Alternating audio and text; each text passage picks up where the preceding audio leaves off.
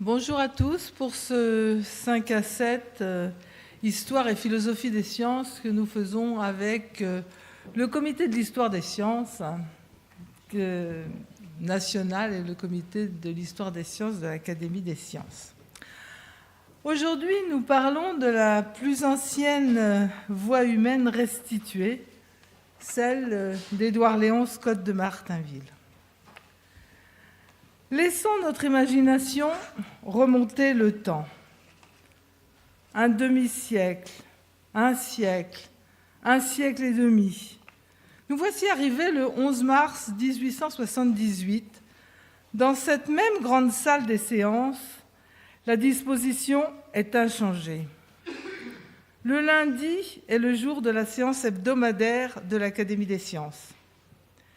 L'académicien Théodose de Moncel, physicien, lit la note sur le phonographe de M. Edison. Le phonographe de M. Edison, dit-il, que j'ai l'honneur de présenter à l'Académie, a pour but non seulement d'enregistrer les vibrations déterminées par la voix dans un téléphone, mais encore d'utiliser les traces produites à la reproduction phonétique des sons ou des paroles qui les ont provoqués. Après avoir décrit le dispositif composé d'un cylindre enregistreur, M. de Moncel ajoute « Quand l'appareil est disposé, il suffit de parler fortement devant la lame téléphonique et de tourner rapidement le cylindre pour qu'aussitôt les vibrations de la lame se trouvent enregistrées sur la feuille d'étain par une multitude de petits gaufrages imperceptibles et plus ou moins profonds qui sont distribués tout au long de la rainure. Or, ces gaufrages ont un relief suffisant pour que, repassant sous la pointe traçante de la lame téléphonique, ils puissent à leur tour vibrer celle-ci et lui faire reproduire les paroles ou les sons qui l'avaient d'abord impressionné. Moncel commente ensuite la vitesse avec laquelle tourne le cylindre et le principe du mécanisme et de son mouvement. Puis il se lève et réalise l'expérience, ici même, avec le phonographe qu'avait apporté par bateau des États-Unis un émissaire de M. Edison. Dans son livre « Les merveilles de la science », Louis Figuier relate l'événement.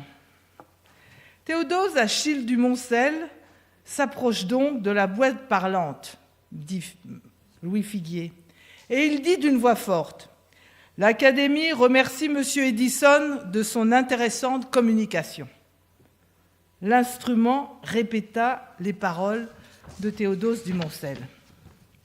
Académiciens et public, comme aujourd'hui, tout le monde était interdit tant cette découverte était merveilleuse et imprévue. L'étonnement qui se manifesta au sein de l'Académie eut un résultat extraordinaire auquel on était loin de s'attendre.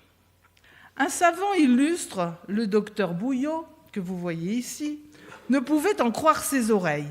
Il soupçonnait quelques supercheries, quelques mystifications, car le soupçon de supercherie est encore le grand cheval de bataille de bien des savants en présence d'un phénomène qui dépasse les données ordinaires et les faits habituels, dit Figuier. Bouillot, sceptique par essence, flairait donc une supercherie de la part de Dumoncel. À peine ce dernier avait-il terminé sa communication que Bouillot quittait sa place pour aller examiner de près la personne de son savant confrère et reconnaître s'il ne cachait point dans sa bouche quelques pratiques de polichinelle qui auraient produit des sons entendus. N'ayant pu rien découvrir de ce genre, sur Théodore du Moncel, notre enragé sceptique songea à un effet de ventriloquie. La salle de l'Académie française est attenante à celle de l'Académie des sciences, comme vous le voyez ici. Bouillot s'empressa de pénétrer dans la salle de la Française pour s'assurer qu'il n'y avait point dans cette pièce quelque individu caché qui, opérant par ventriloquie, aurait trompé par ce fallacieux moyen la docte assemblée. Mais il n'y avait personne, comme aujourd'hui, dans cette salle. La ventriloquie était donc hors de cause. Louis Figuier conclut son texte ainsi. « En quoi consiste cependant le merveilleux appareil que M. Edison avait baptisé du nom de phonographe? Quelle est son origine scientifique? Quels sont son mécanisme et ses effets? L'inventeur du phonographe est certainement M. Edison, mais il est juste de mentionner les recherches et les travaux qui avaient été entrepris avant lui dans cette direction et qui ont facilité sa tâche. C'est ici qu'il faut enregistrer les curieux travaux d'un homme patient et modeste, Léon Scott de Martinville. En effet, 20 ans auparavant, le 26 janvier 1857, Édouard Léon Scott de Martinville dépose un pli cacheté à l'Académie des sciences intitulé « Principe de phonotographie ». La tradition de dépôt de plis cachetés de l'Académie est ancienne. Le premier pli enregistré dans les archives de l'Académie date de 1697. Cette procédure permet à un chercheur ou à un inventeur de prendre date quant à la réflexion scientifique, une découverte ou l'invention d'un procédé. Le pli reste scellé pendant 1 siècle après son dépôt, à moins que l'inventeur, de son vivant, n'en sollicite l'ouverture. Scott y détailla son invention, un appareil qui permet d'écrire par le son. Il y détaille le principe de l'appareil qu'il a imaginé, en fournit les plans et joint un enregistrement, les figures acoustiques de la voix qui sont enregistrées sur une plaque de cristal recouverte d'une feuille enduite de noir de fumée et qu'il a obtenue avec le prototype qu'il a fabriqué lui-même. Son invention est restée cependant sans écho de longues années et Édouard Léon est particulièrement meurtri du succès que remporte Edison et qu'il l'exprime dans son livre « La parole s'écrivant d'elle-même ».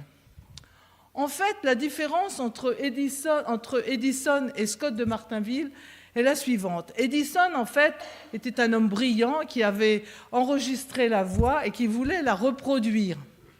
Mais Scott de Martinville, lui, n'avait qu'une idée, c'était que la voix se transforme immédiatement en écrit pour éviter aux sténographes qui prenaient des notes en sténographie perdre un temps précieux à transcrire ce que les autres disaient.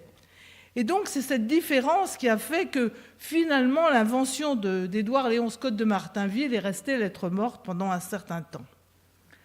Alors, c'est l'histoire que vous allez avoir aujourd'hui avec les 3 orateurs.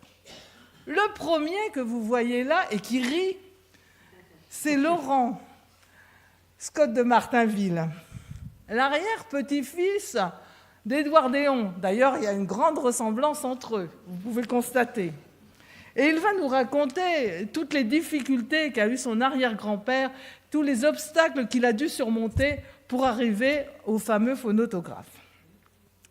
Le deuxième orateur que vous voyez là est David Giovannoni. David Giovannoni va nous faire un exposé en anglais, mais c'est une figure de l'histoire de la radio publique aux États-Unis. Et il a un violon d'ingre. Son violon d'ingre, c'est de rechercher les plus anciens enregistrements faits au phonographe. Alors, en fait, en faisant des recherches, il s'est rendu compte qu'il existait quelque chose avant les phonographes. Et donc, un jour de pluie de 2007, il est venu tremper, vous pouvez demander au service des archives, à l'Académie des sciences, pour essayer de voir ces fameux enregistrements qu'avait fait Scott de Martinville, pour les numériser et essayer d'en sortir quelque chose. Et c'est toute l'histoire qu'il va vous dire. Le troisième exposé est fait par Patrick Flandrin. Alors évidemment, ce n'est pas sa photo. Patrick Flandrin va vous parler de la reconnaissance vocale. Il va vous dire comment aujourd'hui, justement, on est capable de réaliser le rêve d'Édouard Léon Scott de Martinville, parce que lorsque vous parlez à votre ordinateur, vous pourrez voir la parole qui s'écrit d'elle-même. Et ce qui est intéressant, c'est de voir qu'Édouard Léon Scott de Martinville était un visionnaire même bien en avance par rapport à Edison. Et je vous laisse la parole aux orateurs. Je vous remercie.